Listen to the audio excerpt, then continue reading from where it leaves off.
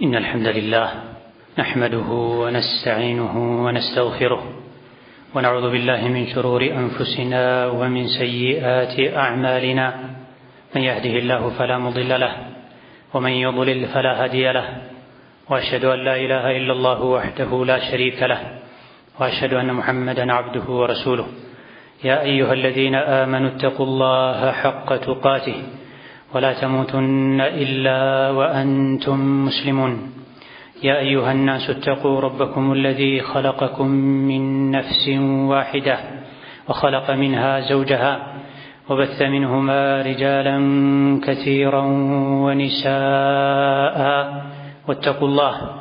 واتقوا الله الذي تساءلون به والأرحام إن الله كان عليكم رقيبا يا أيها الذين آمنوا اتقوا الله وقولوا قولا سديدا يصلح لكم أعمالكم ويغفر لكم ذنوبكم ومن يطع الله ورسوله فقد فاز فوزا عظيما أما بعد فإن أصدق الحديث كتاب الله وخير الهدي هدي محمد صلى الله عليه وعلى آله وصحبه وسلم تسليما كثيرا وشر الأمور محدثاتها فإن كل محدثة بدعة وكل بدعة ضلالة وأوصيكم ونفسي بتقوى الله يا عباد الله فاتقوا الله تعالى حق التقوى الله باروچوي الله ያዛችሁን በመታዘዝ የከለከላችሁን በመከልከል ሁሌም በሁሉም ጉዳይ ላይ በሁሉም ቦታ ላይ ጌታ አላህን ፍሩት። ለአኺራችሁ ስንቅ ያዙ። ከስንቆች ሁሉ በላጭ ስንቅ አላህን መፍራት ነው። ነቢያችን አለይሂ ሰላቱ ወሰላም በየጊዜው ኹጥባ ባደረጉ ቁጥር ሰሐቦችን ሙእሚኖችን አላህን ፍሩ ያሉ ይመክሩ ነበር። እንደዚሁ ደግሞ ከንግግሮች ሁሉ እውነተኛ ንግግር የአላህ ንግግር ነው፣ ቁርአን ነው። ከመንገዶች ሁሉ የተሻለ መንገድ የነቢዩ ሙሐመድ አለይሂ ሰላቱ ወሰላም መንገድ ነው፣ ተከተሉት ይሉን ነበር። እንደ ሙስሊም ያለፉ ቀደምቶችን ሰሐቦችን ታቢዒዮችን እንድንከተል ታዘናል። በእነሱ መንገድ እንድንጓዝ አላህ ተባረከ ወተዓላ መክሮናል። ይሄን ያደረገን እንደሆነ በዱንያም በአኺራም ነጃህን፣ ስኬትን፣ ውጤትን እንደምናገኝ፣ በተቃራኒው ደግሞ የነቢን አለይሂ ሰላቱ ወሰላም የሰሐቦቻቸውን የተከታዮቻቸውን መንገድ የተወን እንደሆነ እንደምንጠም፣ እንደምንዋረድ፣ ሽንፈት፣ ውድቀት ዕጣ ፈንታችን እንደሚሆን ተነግሮናል። ለዚህ ነው ነቢዩ አለይሂ ሰላቱ ወሰላም በየሳምንቱ ጁሙዓ ወኸይረል ሀዲይ ሀዲዩ ሙሐመድ ይሉ የነበረው። ከአካሄዶች ሁሉ ከመንገዶች ሁሉ የተሻለ መንገድ የሙሐመድ መንገድ ነው ይሉ ነበር አለይሂ ሰላቱ ወሰላም። ሱናዬን አጥብቃችሁ ያዙ፣ በሱናዬ ተመሩ፣ የሰሐቦቼን የኹለፋ ራሽዲንን መንገድ አጥብቃችሁ ያዙ። ሊያስለቅቋችሁ አቋም ሊያስቀይሯችሁ የሚችሉ ነገሮች እንኳ ቢበዙ አጥብቃችሁ ያዙ፣ እቀፉት፣ በጥርሳችሁ ነክሳችሁ ያዙት፣ አትልቀቁት ብላ አለይሂ ሰላቱ ወሰላም። ባለንበት ዘመን ከነቢዩ አለይሂ ሰላቱ ወሰላም ሱና ከሰሐቦች መንገድ ይልቅ አዳዲስ የመጡ መንገዶችን የሚከተሉ ሰዎች በዝተዋል። የኛ ራእያ ሊሆኑ የሚገባው ነቢ ሙሐመድ ናቸው አለይሂ ሰላቱ ወሰላም። ሰሐቦች ናቸው እንዳጠቃላይ። ሁሉንም ሰሐቦች ራእያ ከማድረጋችን ጋር ወንዶች ይበልጥ ወንድ ሰሐቦችን፣ ሴቶች ደግሞ ይበልጥ ሴት ሰሐቦችን ራእያ ሊያደርጉ ይገባል። የሴቶች ራእያ ከሚባሉ ታላላቅ ቀደምት ሴቶች መካከል አንዷ እናታችን አይሻ ናቸው ረዲየላሁ ዐንሃ ወአርዳሃ። እንደ እናታችን አይሻ እውቀትን፣ ብስለትን፣ አስተዋይነትን፣ ጀግንነትና ቆራጥነትን የተሰጠ ሰው አልነበረም ተብሏል።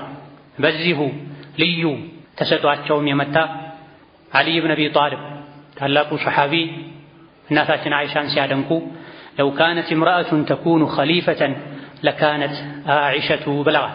ኢማም አላለካኢ ሌሎችም እንደዘገቡት ሴት ኸሊፋ መሆን ብትችል ኖሮ፣ የውማ መሪ አስተዳዳሪ መሆን ብትችል ኖሮ ይሄን መስፈርት የምታሟላ ለዚህ ማዕረግ የምትበቃ አይሻ ነበረች በማለት ዓሊ ብን አቢ ጣሊብ አይሻን አድንቀዋል፣ ለአይሻ መስክረዋል።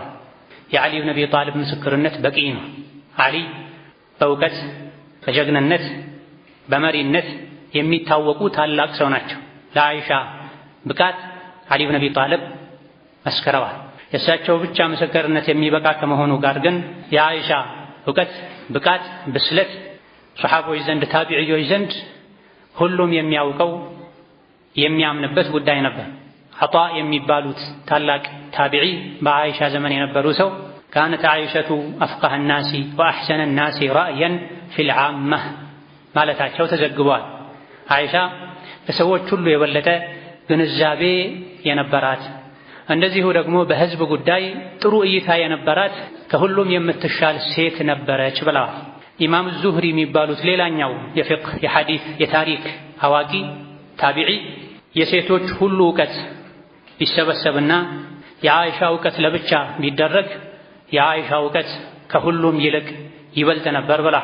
ሙዓዊያ የሚባሉት ሌላኛው ንጉስ መሪ ለ40 ዓመት የነቢዩን ኡመት ያስተዳደሩ ሱሐቦችን የመሩ የእስላም ግዛትን ያስፋፉ ሱሐቢ ከነቢዩ ሙሐመድ ዓለይሂ ሰላቱ ወሰላም በኋላ እንደ አይሻ የንግግር ችሎታ ያለው በሊግ የሆነ ሰው አይቼ አላውቅም ብላ። ከብዙ አይነት ሰዎች ጋር ከመገናኘታቸው ጋር ሙዓዊያ ይሄን ብላ። አይሻ ሲናገሩ ሰዎች ይፈዙ ነበር ተብሏል ከንግግር ችሎታቸው የመጣ። ይሄ ሁሉ ከመሆኑ ጋር እናታችን አይሻ ረዲየላሁ ዐንሃ በወንዶች ጉዳይ አይገቡም ነበር። ከቤታቸው ወጥተው ከወንዶች ጋር ከሀገር መሪዎች ጋር ተቀምጠው አይመካከሩም ነበር።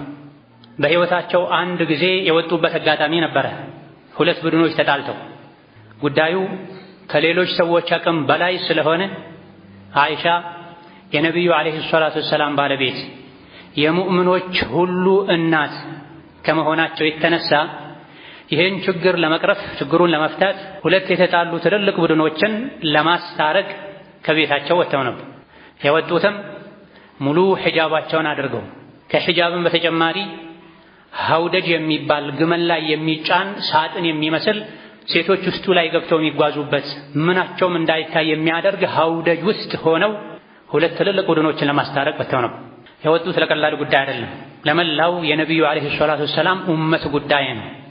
ዑስማን ኢብኑ አፋን ረዲየላሁ ዐንሁ ወአርዳህ በኸዋሪጆች በአመፀኞች መገደላቸውን ተከትሎ ዑስማንን የገደሉ ሰዎችን ግድያው ላይ የተሳተፉ ሰዎችን በመቶዎች የሚቆጠሩ ናቸው፣ በሺዎች የሚቆጠሩ ናቸው፣ ሁሉንም ካልገደለን የሚል አንድ ቡድን ነበረ። አይ ዑስማንን ቀጥታ የገደሉት 1-2 ሰዎች ናቸው። ከነዚህ ከብዙሃን ውስጥ የተኞቹ እንደሆኑ በግል ታውቀው እጃቸው ተይዞ ለፍርድ ቀርበው ካልሆነ እነሱን መግደል ካልሆነ በስተቀር ሌላውን ጉዳዩ ላይ የተሳተፈን ሁሉ መግደሉ የባሰ ፊትናን ያመጣል። ስለዚህ ይሄን ማድረግ አይቻልም በሚል ለ2 ተከፍለው ይሄ ስር የሰደደ ሄዶ ገፍቶ ከፍቶ ወዳልሆነ አቅጣጫ ሲያመራ አይሻ እንደ እናትነታቸው እንደ ተሰሚነታቸው ለማስታረቅ ወጥተው ነው። የወጡበትን ሁኔታ ቅድም ገልጸናል። ደግመው ደጋግመውም አልወጡም። ወንዶች በተደጋጋሚ ወደ እሳቸው የመጡም አልተማከሩም። እሳቸውም ምክር ቤት ተገኝተው አልተነጋገሩም። አንዴ 2 ወደሚገኙበት ስፍራ ሄደው ችግሩን ለመፍታት ሞክረው ነበር። በህይወታቸው አንዴ በዚህ መልኩ ስለወጡ ቀሪ ህይወታቸውን የተጸጸቱ እየተቆጩ እያለቀሱ አሳልፈዋል። አይሻ ረዲየላሁ ዐንሃ ሱረቱል አሕዛብ ወቀርነ ፊ ቡዩቲኩን የሚል አንቀጽ አለ። ሴቶች ሆይ እቤታችሁ ውስጥ እርጉ፣ ሶላት ስገዱ፣ ዘካ አውጡ፣ አላህና መልእክተኛውን ታዘዙ፣ አትገላለጡ፣ ከቤት አትውጡ፣ ልብሳችሁን አስተካክላችሁ ልበሱ ወዘተ የሚል መመሪያዎችን የያዘ አንቀጽ ነበር። አይሻ ይሄን አንቀጽ ባነበቡ ቁጥር ከለቅሶ ብዛት የመጣ ሻርፓቸው የለበሱት ልብሳቸው ሁሉ በእንባ ይርስ ነበር፣ ይበሰብስ ነበር። ኢማም አሕመድ እንደዘገቡት ለምን ነበረ እናታችን አይሻ በዚህ መልኩ የሚያለቅሱት? ኢብኑ ዐጢያ የሚባሉት የተፍሲር ሊቅ እንዳሉት ቡካኡ አይሸተ ኢነማ ካነ ቢሰበቢ ሰፈሪሃ አያመል ጀመላ። አይሻ ለማስታረቅ የወጡበት አጋጣሚ ቀኑ አያመል ጀመል ይባላል። የዛ ቀን 2 የተጣሉ የኡማውን ክፍሎች አካሎች ለማስታረቅ መውጣታቸው አሳስቧቸው ቁርአኑ ሴቶች ሆይ እቤት እርጉ ያለ እኔ ወጣሁኝ ብለው አንቀጹን ባነበቡ ቁጥር ያለቅሱ ነበር። ይሄ የእሳቸው ብቻ ስጋት አልነበረም። አማር ኢብኑ ያስር የሚባሉት ታላቁ ሱሐቢ መካ ለመጀመሪያ እስልምናን በይፋ በመቀበላቸው የተሰቃዩ አላህ ሰብር ይስጣችሁ፣ አብሽሩ፣ ጽኑ እናንተ የያስር ቤተሰቦች ሆይ ጀነት እንገናኛለን ብለው ነቢዩ ዓለይሂ ሰላቱ ወሰላም ያጽናኗቸው ሰዎች ናቸው። አማር፣ ያስር፣ እናቱ ሱመያ። አማር በዚህ ቀን ላይ ነበሩ፣ ክስተቱ ላይ ቦታው ላይ ከዓሊ ብን አቢ ጣሊብ ጋር ነበሩ። አይሻን እዛ ቦታ ላይ ወንዶች መሃል ባዩ ጊዜ ያው ለትልቅ ጉዳይ ወጥተው አይሻ ሆይ ኢነላህ አመረኪ አን ተቀሪ ፊ በይቲኪ አላቸው። አይሻ ሆይ አላህ እኮ ቤትሽ ውስጥ እንድትረጊ አዞሻል፣ ለምን ወጣሽ አንቺ ለምን መጣሽ እዚህ አላቸው። የወጡት ለትልቅ ጉዳይ ከመሆኑ ጋር ለኡማ ጉዳይ ከመሆኑ ጋር ያውም አንዴ ከመውጣታቸው ጋር ዑርዋ የአይሻ የእህት ልጅ ማ ዘከረት አይሸቱ መሲረሃ ቀጡ ኢላ በከት ሐታ ተበላ ኺማረሃ አይሻ በዚህ ቀን መውጣቷን ባስታወሰች ቁጥር በሌላኛው ዘገባ እንደተነገረው ደግሞ የሱረቱል አሕዛብን ሴቶች ሆይ እቤት እርጉ ቁጭ በሉ የሚለውን አንቀጽ ባነበበች ቁጥር ታለቅስ ነበረ፣ ሻርፏ ልብሷ እስኪ በሰብስ ድረስ ሁሉ ወተቁሉ ለይተኒ ኩንቱ ነሲያን መንሲያ ይሉ ነበረ። እንደው በዚህ ቀን ከመውጣቴ በፊት ሞቼ በተረሳሁ ይሻለኝ ነበር ይሉ ነበረ። ሌላው ታላቁ ታቢዒ ቀይስ ኢብኑ አቢ ሓዚም እንዳስተላለፉት በዛው በአይሻ ዘመን በቅርበት የነበሩ ሰው أنها كانت تقول لو استقبلت من أمري ما استجبرت لم أكن خرجت አሁን ያስተዋልኩትን ልብ ያልኩትን ያኔ አስተውዬ ቢሆን ኖሮ አልወጣም ነበር በዛች ቀን። አይሻ ረዲየላሁ ዐንሃ ልጅ እንደሌላቸው ይታወቃል። ከነቢ አልወለዱም፣ ሌላም ትዳር አልነበራቸውም። ኡሙ ፉላን መባሉን ካፈልገው ያ ረሱላህ እርሶ ለሁሉም የእርሶ ባለቤቶች ስም ሰጥተዋል መጠሪያ ኡሙ ፉላን ይባላሉ፣ እኔ ብቻ ነኝ እኮ የምጠራበት ልጅ የሌለኝ ሲሏቸው በእህትሽ ልጅ በአስማ ልጅ ተጠሪ ኡሙ አብድላህ ነሽ አንቺ ብለዋቸዋል። አይሻ ከነቢዩ ዓለይሂ ሰላቱ ወሰላም ልጅ እንዲኖራቸው ይመኙ ነበር። በዛ ቀን ባልወጣ ይሻለኝ ነበር። ከነቢዩ ዓለይሂ ሰላቱ ወሰላም 10 ጀግና ልጆችን እንኳ ከሚኖረኝ በዛ ቀን ባልወጣ ይሻለኝ ነበር። ለእርቅ ብዬ ያን ቀን ወጥቼ ከነቢዩ ዓለይሂ ሰላቱ ወሰላም 10 ጀግና ልጆችን እንኳ ባገኝ የማገኝ እንኳ ቢሆን መውጣቴ ቢቀርብኝ ይሻል ነበር። አሁን ልብ ያልኩትን ያኔ ልበበል አልወጣም ነበር። ይህ የአይሻ ረዲየላሁ ዐንሃ ብቻ አቋም አልነበረም። ሌላኛዋ ሴት ያውም በእድሜ በጣም የገፉ ሰውዳ ለምንድነው ሌሎች እህቶችሽ መሰሎችሽ ሐጅና ዑምራ እንደሚያደርጉት አንቺ ሐጅና ዑምራ ለማድረግ ማትወጪው ከመዲና ወደ መካ ማትሄጂው ሲባሉ መልሳቸው ምን ነበረ? ቀድ ሐጀጅቱ ወዕተመርቱ ወአመረኒ ላሁ አን አቀረ ፊ በይቲ ይሉና እኔ ዋጅብ የሆነው ሐጅና ዑምራዬን አንዴ አድርጌያለሁኝ። ከዛ በኋላ አላህ ተባረከ ወተዓላ እቤትሽ አርፈሽ ቁጭ በይ ብሎኛል፣ እቤት እቀመጣለሁ። ለተደጋጋሚ ሐጅና ዑምራ እንኳን መውጣትን አይወዱም አይፈቅዱም ነበር። ይሄን ዘገባ ያስተላለፈው ዘጋቢ ምን አለ? ፈወላሂ ማ ኸረጀት ሚን ባቢ ሑጅረቲሃ ሐታ ኸረጀት ጀናዘቱሃ ሪድዋኑላሂ ዐለይሃ። ሰውዳ የነቢ ባለቤት ከዚህ ጊዜ በኋላ ከቤታቸው ወጥተው አያውቁም። ጀናዛቸው ብቻ ነው ከቤታቸው የወጣው። ነቢዩ ዓለይሂ ሰላቱ ወሰላም ሚስቶቻቸውን በጋራ የመጨረሻ ላይ ሐጅ ካስደረጉ በኋላ ይህ አላህ ዋጅብ ያደረገባችሁ ሐጅ ነው፣ ከእንግዲህ የቤታችሁ ሰሌን ላይ እርጉ ብለዋቸው ሞተዋል። ሰውዳ ይሄን የነቢን ዓለይሂ ሰላቱ ወሰላም ምክር ይዘው ነው ዋጅብ የሆነውን ሐጅና ዑምራዬን አድርጌያለሁኝ፣ በተረፈ አላህ እቤት እርጊ ብሎኛል፣ እቤት አርፌ መቀመጤ የኔ ዒባዳ ይህ ነው ብለዋል። አይሻ ረዲየላሁ ዐንሃ ከላይ የተገለጸው ችሎታ አቅም ያላቸው ከመሆኑ ጋር ዲኑን ያገለግሉ የነበረው ቤት ውስጥ ሆነው በማስተማር ከሳቸው ምክር የሚፈልጉ ሰዎች ወደ ቤት ሲመጡ ምክር በመለገስ ነው። ታላላቅ የነቢዩ ሰሐቦች አይሻ ጋር ሄደው በከበዳቸው ጉዳይ ላይ ፈትዋ ይጠይቋቸው ነበር፣ ምክር ይጠይቋቸው ነበር። አቡ ሙሳ አልአሽዓሪ የሚባሉት ታላቅ የቁርአን አዋቂ ከሰሐቦች ጋር በሆነ ጉዳይ ሲወዛገቡ አይሻ ጋር ሄደው ጥያቄ ይጠይቁ ነበር። በአንድ ጉዳይ ላይ ሰሐቦች ተወዛግበው ሄደው አይሻን ጠየቁ። ነገር ግን ጥያቄው ትንሽ የሚያሳፍር የሚከብድ ነበረ። ዳርዳር ሲሉ አይሻ እኔ እኮ እናትህ ነኝ ጠይቃሏቸው። ጠይቀው አይሻ መልሱን ሰጥቷቸው ከዛ በኋላ አቡ ሙሳ አልአሽዓሪ ምን አሉ? ላ አስአሉ ዐንሁ አሐደን በዕደ ሃዘል የውም፣ መልሱን አሁን አግኝቻለሁኝ ረክቻለሁኝ፣ በዚህ ጉዳይ ካሁን በኋላ ማንንም አልጠይቅም። አልኢማም ኢብኑል ቀይም ረሒመሁላህ ተዓላ ኢዕላሙል ሙወቅዒን ላይ እንደጠቀሱት ወአማ አኢሸቱ ፈካነት ሙቀደመተን ፊል ዒልሚ ቢልፈራኢድ ወልአሕካሚ ወልሐላሊ ወልሐራም፣ አይሻ ቅድሚያ የሚሰጣቸው ነበሩ በምን የዲን ህግጋትን በማወቅ ሐላል ሐራምን በማወቅ። ከመስሩቅ ታላቁ ታቢዒ እንደተነገረውም ትልልቅ ሼኾች የረሱል ሰለላሁ ዐለይሂ ወሰለም ሶሐባ የሆኑ ሼኾች በእድሜ በእውቀት ከፍ ያሉ ሰዎች ወደ አይሻ የመጡ ስለ ፈራኢድ እውቀት ስለ ውርስ ክፍፍል ይጠይቋቸው ነበር ብላ። ዑርዋ የሚባሉት የአይሻ የእህት ልጅም እንደ አይሻ እውቀት ያለው ሰው ቀዷን የፍርድ አሰጣጥን የሚያውቅ የድሮ የጃሂልያ ዘመንን ታሪክ የሚያውቅ ግጥምን የሚያውቅ ፈራኢዱን የሚያውቅ የውርስ ክፍፍልን የሚያውቅ ሕክምናን የሚያውቅ ከዓኢሻ የሚበልጥ ሰዎች አላውቅም። የጃሂልያ ታሪክን የሰዎችን የዘር ሐረግ ታውቂያለሽ፣ ይሄን እንኳን ከአቡበክር ስዲቅ ነው የወረስሽው ሊባል ይችላል። እንደው ሕክምናውን ከየት ነው አምጥተሽ ያወቅሽው ተብለው ሲጠየቁ ዓኢሻ ነብዩ አለይሂ ሰላቱ ወሰላም ብዙ ጊዜ ሲያማቸው ሰዎች የመጡ ለነብዩ መድኃኒት ይናገሩ ነበረ፣ እኔ ነበረ መድኃኒቱን ምቀመምላቸው። በዚህ ምክንያት ብዙ የሕክምና አይነቶችን ሐፍዤ በቃሌ ሸምድጄ ነው አሁን ስለ ሕክምና መናገራ። ሕክምና ያውቃሉ፣ ግጥም ያውቃሉ፣ ታሪክ ያውቃሉ፣ ውርስ ያውቃሉ፣ ፍርድ አሰጣጥ ያውቃሉ እናታችን ዓኢሻ። ይሄ ሁሉ ከመሆኑ ጋር ዓኢሻ ቤት ሆነው ነበረ የሚያሳልፉት፣ ከቤት ነበረ ኡማውን የሚያገለግሉት። ይበልጥ የእሳቸውን ዒልም ያሐፈዙት የሸመደዱት ለኡማው ያስተላለፉትም የወንድማቸው ልጅ አልቃሲም ኢብኑ ሙሐመድ ኢብኑ አቢ በክር ስዲቅ፣ ዑርዋ ኢብኑ ዙበይር የአስማ ልጅ ቅርብ ዘመዶቻቸው ናቸው። አብዛኛውን ዒልም ከዓኢሻ የወሰዱት በፈለጉት ሰዓት እየገቡ አጠገባቸው ቁጭ ያሉ ይማሩ የነበረው የእሳቸው ማህረም የሥጋ ዘመዶቻቸው ብቻ ናቸው። ከዛ ውጭ ያሉ ባዳ ወንዶች፣ አጅነቢ ወንዶች ዓኢሻ ወንዶች ካሉበት ሄደውም አስተምረው ከወንድ ተቀምጠውም አያውቁም በታሪክ አበደን። ማንኛውም ወንድ ዓኢሻ ካሉበት ዘው ብሎ ገብቶ ከዓኢሻ ጋር አብሮ ቁጭ ብሎ አያውቅም። ሙሉ በሙሉ ማንነታቸውን የሚጋርድ መጋረጃ ተደርጎ ዓኢሻ በውስጥ በኩል ወንዱ በውጭ በኩል ሆኖ እንጂ።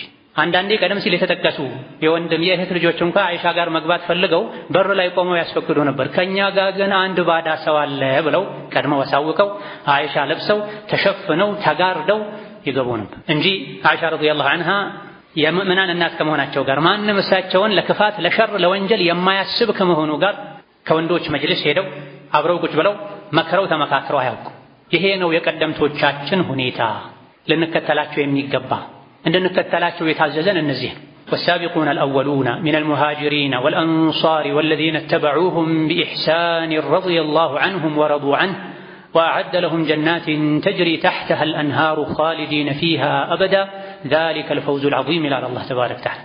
قدمت أمانيوچن كمهاجروچن كأنصاروچ እነሱንም የተከተሉ አላህ ተባረከ ወተዓላ ስራቸውን ወዶላቸዋል። እነሱም ሽልማቱን ስጦታውን ያደረገውን ሁሉ ወደዋል። ለዘላለም በደስታ የሚኖሩበትን ጀነት አዘጋጅቶላቸዋል። ትልቁ ዕድልና ደስታ ይህ ነው ይላል አላህ ተባረከ ወተዓላ። فإن آمنوا بمثل ما آمنتم به فقد اهتدوا። ተጋግቦችን አላህ የመረጣቸው ሰዎችን የወደዳቸው ሰዎችን ታሪክ ከነገረን በኋላ እነሱ ያመኑትን አይነት ኢማን ካመናችሁ ተቃንታችኋል፣ ተመርታችኋል፣ ተስተካክላችኋል። አይ ካሉ ወደ ግራ ወደ ቀኝ ካላችሁ ደግሞ ጥመት ላይ ነው ያላችሁት፣ ቃርኖ ላይ ነው ያላችሁት ብሎናል። ለጋ ቀደምቶችን በሁሉም ነገር ልንከተላቸው በዒባዳም በማህበራዊ ህይወትም በአመራርም ሰሃቦችን ልንመስል ይገባናል። ለነሱ የበቃቸው ሊበቃን፣ እነሱ ከቆሙበት ልንቆም፣ እነሱ በሄዱበት ልንሄድ፣ እነሱ ያላደረጉትን ከማድረግ ልንታቀብ ይገባናል። በዚህ ነው የሁለት ዓለም ስኬት፣ ደስታ፣ ክብር የሚገኘው። የእነሱን መንገድ ጥሰን በራሳችን መንገድ እየሄድን ምዕራባውያን የፈጠሩት ብዥታ አሳስቦን አስጨንቆን አካሄዳችንን እየቀየረን ምዕራባውያን ወንድና ሴት ተቀላቅሎ ፓርላማ ላይ አዳራሽ ላይ ቁጭ እንደሚለው እኛም አብረን ቁጭ ለማለት ከነሱ ለመፎካከር ወይም እነሱ ኢስላም ሴትን ይገፋል ስላሉ አይ እስላም ሴትን አይገፋም ብለን ይሄን ለማሳየት ወንድና ሴት የወንድን ስራ የሚሰራ ሴት ከቤት የምትወጣ ከሆነ የቀደምቶቻችንን የሰለፎችንን መንገድ ተቃርነናል። ከዚህ ልንወጣ በአላህ ልናምን በመልእክተኛው ልናምን ምክራቸውን ልንሰማ ልንተገብር በመልካም ነገር ልንመካከር አላህ የሚወደውን ነገር በመስራት አላህ የሚጠላውን ነገር በመተው ልንመካከር አደራ ልንባባል ይገባናል። ይሄን ካደረገን ብቻ ነው ምንድነው፣ ካልሆነ እንከስራለን። ከኪሳራ አላህ ይጠብቀን። أعوذ بالله من الشيطان الرجيم بسم الله الرحمن الرحيم والعصر إن الإنسان لفي خسر إلا الذين آمنوا وعملوا الصالحات وتواصوا بالحق وتواصوا بالصبر. بارك الله لي ولكم في القرآن العظيم ونفعني وإياكم بما فيه من الآيات والذكر الحكيم. أقول قولي هذا وأستغفر الله لي ولكم ولسائر المسلمين من كل ذنب وخطيئة فاستغفروه إنه هو الغفور الرحيم والبر الكريم. الحمد لله على إحسانه والشكر له على توفيقه وامتنانه وأشهد أن لا إله إلا الله وحده لا شريك له تعظيما لشأنه وأشهد أن محمدا عبده ورسوله الداعي إلى رضوانه صلى الله عليه وعلى آله وأصحابه وإخوانه وسلم تسليما كثيرا. أما بعد إنها يا مسلم وشرآيا نبياتنا عليه الصلاة والسلام صحابوቻቸው ናቸው رضي الله عنهم የነሱ ወራሾች ታቢዒዎች ናቸው عليهم رضوان الله ورحماته تترى الناس يبقاቸው ሊበቃን እነሱ በሄዱበት ልንሄድ ይገባናል። በዘመኑ ያለች የትኛዋም ሴት ከአይሻ የበለጠ ለዲን አትቆረቆርም። ከአይሻ የበለጠ እውቀትም ችሎታም አስተውሎትም የላትም። በዘመኑ ያሉ ወንዶችም ከዓሊ ከሙዓዊያ ከዑመር የበለጠ ለእስላም የሚጨነቅ የለም። አቡበክር ስዲቅ ወልደው ኮትኩተው አሳድገው ለነቢዩ ያቀበሏት ነቢዩ ዓለይሂ ሰላቱ ወሰላም በዋህይ የኮተኮቷት አይሻ ረዲየላሁ ዐንሃ ለብቃታቸው ለዕልማቸው ለህዝብ ጉዳይ እውቀት ለማህበራዊ ጉዳይ እውቀት ብቃታቸው ዓሊ መስክረዋል፣ ሙዓዊያ መስክረዋል፣ ታቢዕዮች መስክረዋል። ዑመርም አይሻን ያውቃሉ፣ አድንቀዋል። በዑመር ዘመን፣ በዑስማን ዘመን፣ በዓሊ ዘመን፣ በሙዓዊያ ዘመን አይሻ ረዲየላሁ ዐንሃ ከቤት ወጥተው የሙስሊሙን ጉዳይ ከሚመሩ ምክር ቤት ላይ ከሚመካከሩ ሰዎች ጎን ቁጭ ብለው መርተው አያውቁም፣ ከቤት ወጥተው አያውቁም። የዚህን ተቃራኒ የሚያደርግ ሰው ወይም ከአይሻ በላይ የሚያውቅ መሆን አለበት፣ የሚቆረቆር መሆን አለበት በሴቶች በኩል ወይም በወንዱ በኩል ከዑመር ከዓሊ ከሙዓዊያ የበለጠ ለኡማ የሚቆረቆር መሆን አለበት። እንደ አይሻ ያሉ ሴቶች አሉና ኑቱ ከኛ ጋር አብራችሁ ለዲን ስሩ ይሉ ዘንድ። ይህ ስህተት ነው። ዲኑን የምንጠቅመው እኛ በመሰለን መልኩ መሆን የለበትም። መጀመሪያ ዲኑ በመጣበት ዲኑ ድል ባገኘበት መንገድ ሄደን ነው ዲንን የበላይ ልናደርግ የምንችለው። እነሱን በሁሉም ነገር ነው ልንከተላቸው የሚገባው። አርአያችን ማን ነው? ሴቶችን ከቤት ማስወጣት ላይ ቁርአን ሴቶች ቤት ቁጭ ይበሉ ያለ ነቢዩ ዓለይሂ ሰላቱ ወሰላም ለሶላቱ እንኳ መስጂድ ከመሄድ ቤት ይሻላል፣ ሴቶች ለሶላት ወጣለሁ ካሉ አትከልክሉ፣ ቤት መስገዳቸው ግን ለነሱ በላጭ ነው። እንወጣለን ካሉም ሽቶ ሳይቀቡ የሚያምር ልብስ ሳይለብሱ ይውጡ ብለዋል። ለዒድ ሶላት ሁሉም ሴቶች ይውጡ። ጅልባብ የሌላት ሴት ትርፍ ጅልባብ ያላት እህቷ ታውሳት፣ ትርፍ ከሌላት ደግሞ በራሷ ጅልባብ ውስጥ አስገብታ አብረው ጅልባቡን ለብሰው ይውጡ ብለው ነበር ነብዩ ሰለላሁ ዐለይሂ ወሰለም። ነገር ግን ታላቁ ኢማም አልኢማም አቡ ሐኒፋ፣ ኢማሙ ማሊክ፣ ኢማሙ አሕመድ በእኛ ዘመን ግን ሴቶች ለዒድ ሶላትም ቢሆን ከቤት መውጣት የለባቸውም ብለዋል። ኢብኑ ዐብድልበር አተምሂድ ላይ ሌሎችም እንደጠቀሱት በእኛ ዘመን በአሁኑ ዘመን ሴቶች ለዒድ ሶላትም ቢሆን መውጣት የለባቸውም አሉ። ለምን ሲባል ዘመኑ ተቀይሯል፣ ሴቶች ተበላሽተዋል፣ አለባበስ ተቀይሯል፣ ፊትና በዝቷል አሉ። ማን? አልኢማም አቡ ሐኒፋ። አልኢማም አቡ ሐኒፋ እንደ ሂጅራ 80ኛው ዓመት ላይ የነበሩ ናቸው። አንዳንድ ሱሐቦች ጋር እንደተገናኙም ተነግሮላቸዋል። በዛ ዘመን የነበሩት ኢማም አቡ ሐኒፋ እንደ ሂጅራ 150ኛው ዓመት ላይ የሞቱት ኢማም አቡ ሐኒፋ በእኛ ዘመን ሴቶች ለዒድም ቢሆን መውጣት የለባቸውም ማለት የእሳቸው ብቻ አቋም አይደለም። ኢማም ማሊክም ይሄን ብለዋል፣ ኢማም አሕመድም ይሄን ብለዋል። ከዛ በኋላ የነበሩ የኢማም ሻፊዒ ሊቃውንትም በተለይ መልከ መልካም የሆኑ ሴቶች መውጣት የለባቸውም ብለዋል። ትልልቅ ሴቶች ለብሰው ሰተር ብለው ቢወጡ ችግር የለውም ብላ በዓመት ሁለቴ ነው ዒድ ያለው ያ ዐብደላህ ወያ አመተላህ። ከመሆኑም ጋር እነዚህ ታላላቅ የእስላም ሊቃውንት ለዒድ እንኳ 2 ቀን መውጣት የለባቸውም ያ ነው። ለሓጃ ለضሩራ ካልተገደረች በስተቀር ሴት ልጅ እሷ እንጂ ሌላ ሰው አይሸፍነውም ለሚባል ጉዳይ እንጂ ሴት ከቤት መውጣት የለባትም። ሴት ከቤት አትውጣ ተብሎ ሳለ ሴት ከቤት እንድትወጣ የወንድም ጉዳይ እንድትመራ ከወንድ ጋር አብራ እንድትቀመጥ ድምጿ ወንድ ፊት እንዲሰማ ለጉዳይ ብላ ጉዳይ ለማስፈጸም ብላ እዛ እዚህ እንድትል የምናደርገው የተኛውን ቁርአን ይዘን ነው፣ የተኛውን ሐዲስ ይዘን ነው፣ የማንን መንገድ ተከትለን ነው። ሱሐቦች ታቢዒዮች ያላደረጉትን የምናደርገው በምን አግባብ ነው? ነቢኡና ቢዕልሚን ኢን ኩንቱም ሷዲቂን። ነገሩ በዕልም ሊሆን ይገባል። ምዕራባውያን እስላም ላይ ጦርነት ከፍተዋል፣ ኢስላም ሴትን ይበድላል ብለዋል። ለነሱ መልስ እንዲሆን ነው ወለን ተርዳ ዐንከ አልየሁድ ወለነሷራ ሐታ ተተቢዐ ሚለተሁም። አይሁድና ነሷራ የዲኑ ጠላቶች ምንም አይነት ቅሬታ ቢያቀርቡ ቅሬታቸውን ሁሉ ለመፍታት ብትሞክር ሙሉ በሙሉ ኢስላምን ትተህ የእነሱን መንገድ እስካልተከተልክ ድረስ መቼም ደስተኛ አይሆኑም ተብሏል። እነሱን ለማስደሰት ተብሎ ወይም እነሱን ዝም ለማስባል ተብሎ በቁርአን በሐዲስ የሌለን ነገር ልናደርግ አይገባም። ምክንያቱም ቁርአኑ ሴቶች ሆይ እቤት እርጉ፣ እቤት ቁጭ በሉ፣ ሶላታችሁን ስገዱ፣ ዘካችሁን ስጡ፣ አላህና መልእክተኛውን ታዘዙ። ይሄን የታዘዛችሁት ቤት እርጉ አትገላለጡ የተባላችሁት ደግሞ የእናንተን ንጽህና ለመጠበቅ ነው። ኢነማ ዩሪዱ ላሁ ሊዩዝሂበ ዐንኩም ሪጅሰ አህለል በይቲ ወዩጠሂረኩም ተጥሂራ። ሴት ከቤት አለመውጣቷ በሒጃብ መከበሯ መሸፈኗ ለሷ ክብር ነው፣ ለሷ ንጽህና ነው። ይሄ ለነብዩ ሴቶች ብቻ ነው የሚሉ ሰዎች አሉ። ለነብዩ ሴቶች ንጽህና ካስፈለጋቸው ክብር ካስፈለጋቸው ለነብዩ ሴቶች ለክብራቸው ሲባል ከቤት አትውጡ በሂጃብ ተከለሉ ከተባሉ ከነብዩ ሴቶች በታች ያሉት የበለጠ ንጽህና ያስፈልጋቸው ክብር ያስፈልጋቸው። ሴት ከቤት ስትወጣ ብዙ ነገሯ ይዛባል፣ ብዙ ነገሯ ይባላሽ። አቅሟም እንደ ወንድ አይደለም፣ ባህሪዋም እንደ ወንድ አይደለም፣ ተፈጥሯም እንደ ወንድ አይደለም። የሴት ልጅ ትልቁ ስራዋ ቤት ውስጥ ሆና ትውልድ መቅረጽ ነው። ህፃናትን ልጆችን ማነጽ ነው። የነገ ወንዶችን ማብቃት ነው። ቤትን ማስዋብ ነው። ለባሏ፣ ለልጆቿ፣ ለአባቷ፣ ለወንድሞቿ ቤትን ምቹ ማድረግ። የማህበረሰብ የመጀመሪያ መሰረቱ ቤት ነው። የቤት መሰረቱ ደግሞ ሴት ናት። ሴት የሌለችበት ቤት አይሆንም።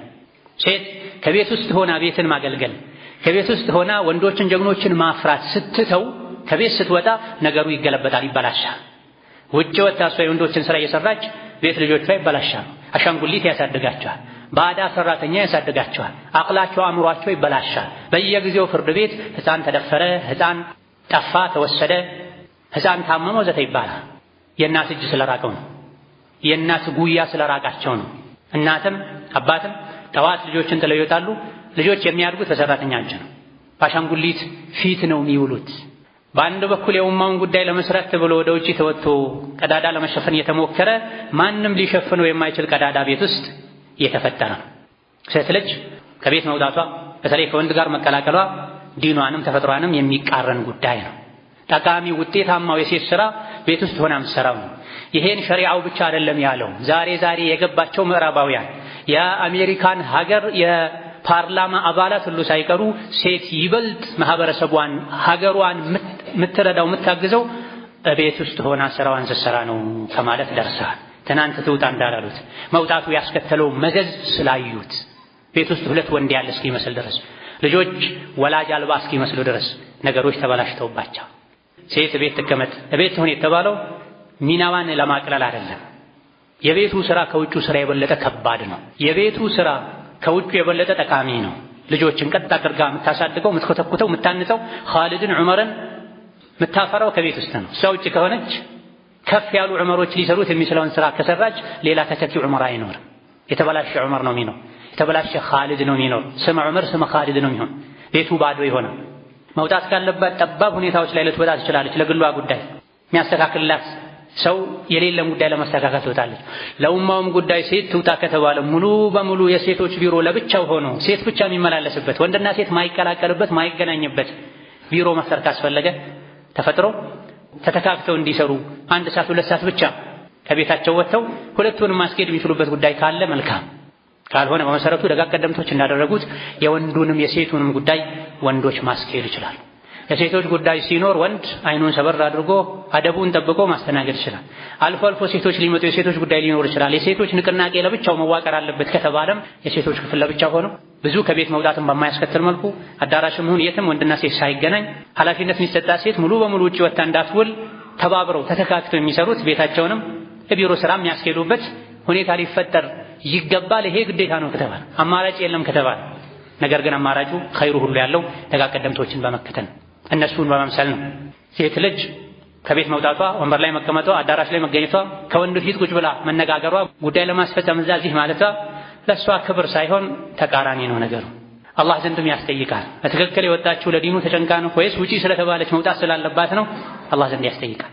አብዛኞቹ ዘንድ ስሜት ሆኗል፣ ፍላጎት ሆኗል፣ ዘመናዊነት ሆኗል፣ ስልጣኔ ሆኗል። ከቤት መውጣቱ የወንዶችንም ስራ እኛ እንሰራለን መባባል ሆኗል። ከወንድ እኩል ለመሆን ምዕራባውያን የገቡበት ገደል ሁሉ ለመግባት ከወንድ ጋር ለመመሳሰል በርካታ ሊቃውንት ሴት በሆነ ባልሆነው ከቤት መውጣቷ ከወንድ ጋር መመሳሰል ነው። ወንድ ነው መውጣት፣ መንቀሳቀስ፣ ማረስ፣ መዝራት፣ መነገድ ያለበት። ለዛ ነው ወንድ ሱሪህን አሳጥር የተባለው፣ ሴት ቤት ነው መቀመጥ ያለባት። ለዛ ነው ልብስሽን አርዝም የተባለችው። ተፈጥሮንም ሸሪዓንም ከሚቀየር ነገር ልንመለስ፣ ቁርአን ሐዲስን ልንከተል፣ ደጋግ ቀደምቶችን ልንመስል፣ ዲኑን አላህ ባዘዘን አላህ በሚወደው ሱሐቦች ሰርተው ባሳዩት መልኩ ለመርዳት ترت لنا درق الجبانة. ثم صلوا وسلموا على البشير النذير والسراج المنير، فقد أمركم ذلك ربكم قائلا إن الله وملائكته يصلون على النبي يا أيها الذين آمنوا صلوا عليه وسلموا تسليما. اللهم صل وسلم وبارك على عبدك ورسولك نبينا محمد وعلى آله وأصحابه وأتباعه وسلم تسليما كثيرا. اللهم أعز الإسلام والمسلمين وأذل الشرك والمشركين ودمر أعداءك أعداء الدين. اللهم اجعل هذا البلد آمنا مطمئنا رخاء سخاء وسائر بلاد المسلمين. اللهم آمنا في دورنا وأوطاننا ولا تسلط علينا بذنوبنا من لا يخافك فينا ولا يرحمنا. اللهم وحد صفوف المسلمين، اللهم وحد صفوف المسلمين واجمع كلمتهم على الحق يا قوي يا متين. اللهم من أراد بالإسلام والمسلمين شرا فاشغله بنفسه واجعل تدبيره تدميرا عليه يا ذا القوة المتين. ربنا اغفر لنا ولوالدينا ولمشايخنا ولجميع المسلمين. اللهم فرج هم المهمومين ونفس كرب المكروبين واقض الدين عن المدينين واشف مرضنا ومرضانا ومرضى المسلمين وارحم موتانا وموتى المسلمين برحمتك يا أرحم الراحمين. ربنا آتنا في الدنيا حسنة وفي الآخرة حسنة وقنا عذاب النار. آمين والحمد لله رب العالمين.